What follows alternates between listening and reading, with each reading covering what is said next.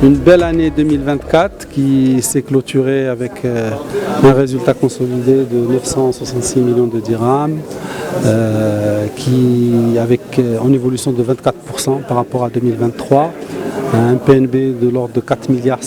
en évolution de 6 et quelques pourcents par rapport à 2023 toujours. Tout cela est la conséquence bien sûr d'une activité commerciale qui a été soutenue en 2024 avec une évolution de nos dépôts de 13%, atteignant 84 milliards de dirhams et une évolution de nos crédits de 11,5%, atteignant 101 milliards de dirhams.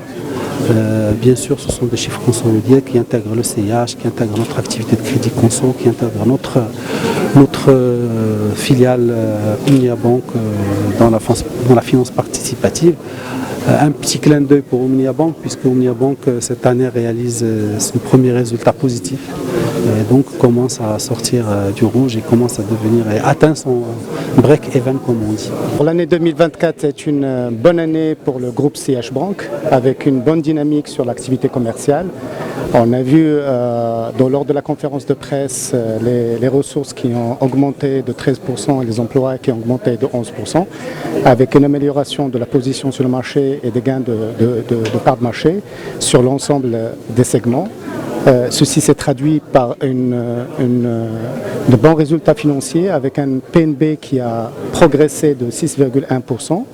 et un RNC, résultat net consolidé du groupe, qui s'établit à 966 millions de dirhams en progression de 24%. La même chose au niveau du RNPG qui a aussi évolué de 23%. Donc une bonne année qui consolide les fondamentaux financiers de la banque, avec aussi une amélioration du ratio de solvabilité, que ce soit sur le CET1, sur le tier 1 et sur le tier 2, sachant que ces ratios de solva intègrent une distribution de dividendes de 14 dirhams pour l'année, pour l'exercice 2024. Je dirais aussi que c'est une année qui était marquée par un retour à la norme du coût du risque, puisque le coût du risque a été optimisé et le taux de coût du risque sur l'année s'est tablé à 0,85 points de base, 85 points de base, ce qui est dans la moyenne de la place.